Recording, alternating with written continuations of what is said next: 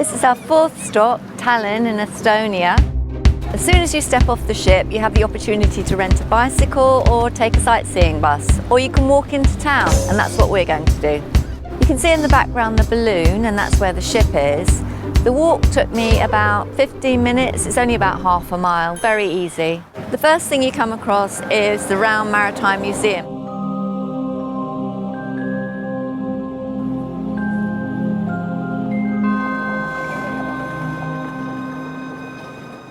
Behind that is St. Olaf's Church. The official language is Estonian, similar to Hungarian and Finnish.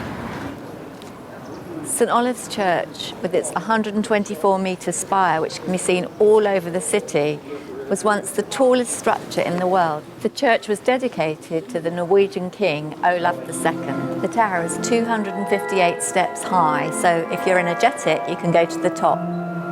Here I go. I don't know how far up I am, but I'm having a rest. Nearly there, I see a light, and there's first aid there.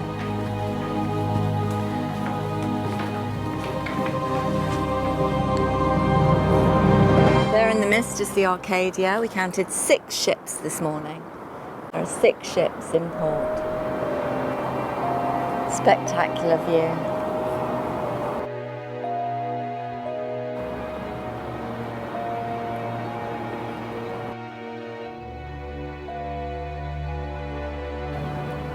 Oh wow. They look like dolls' houses.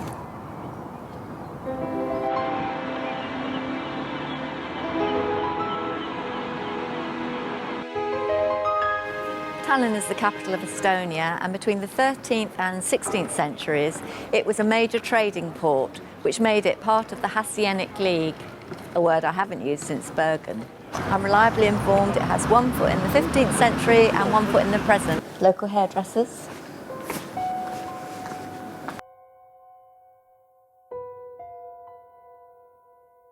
Tucked away behind the houses are these wonderful alfresco cafes.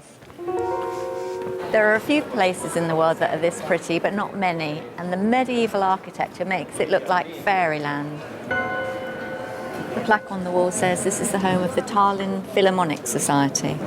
This is the oldest cafe in Tallinn. Donc, il y a les souvenirs à acheter ici, c'est l'ambre, c'est évidemment les vêtements en lin, le chocolat à Calais, entre autres, et tous les objets en bois. Voilà.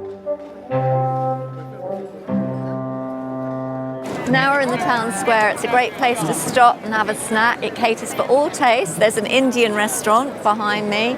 There's old Estonian food. There's pizzerias. In fact, we've just been offered an elk sandwich.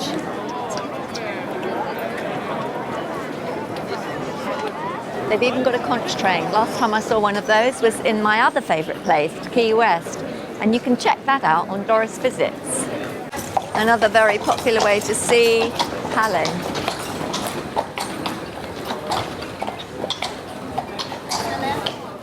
Here's tourist information on Kulosepa Street.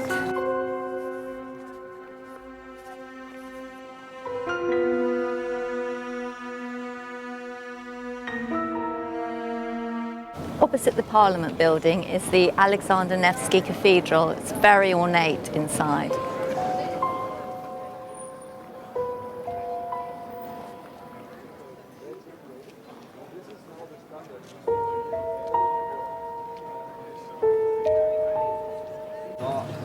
Over there is the church where we walked up all those steps, but if you don't want to do that, you can get a great view from up the top of Tumpere Hill.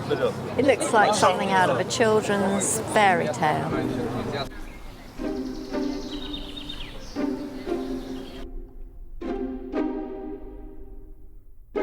This little restaurant was very unusual inside, and we sampled some local delicacies.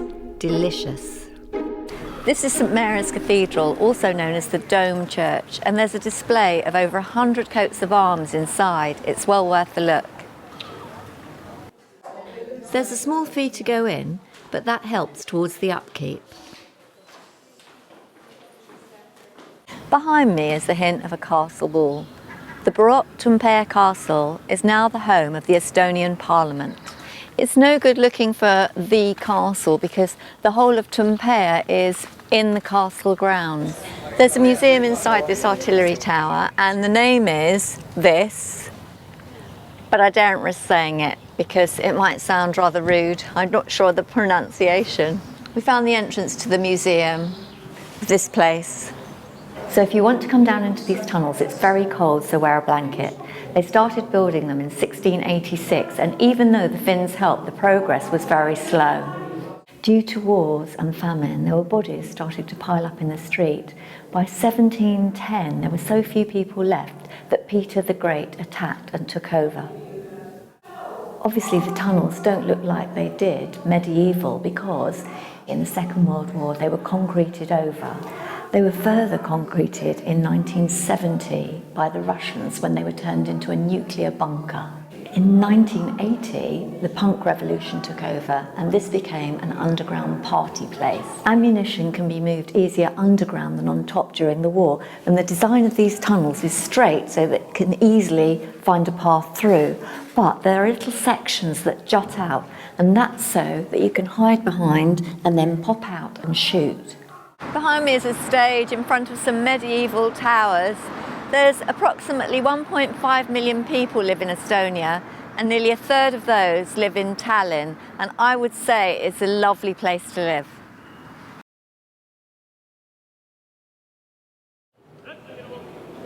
Stockholm is one of the largest and best preserved medieval city centres in Europe. It's famous for three things: IKEA, ABBA and Nobel. And the Nobel Peace Prize is presented in Stockholm every year. Just walked up from the ferry. The Tivoli amusements are on my right and ABBA Museum is on my left. In my dreams. Unfortunately, we haven't had enough time to do everything we wanted.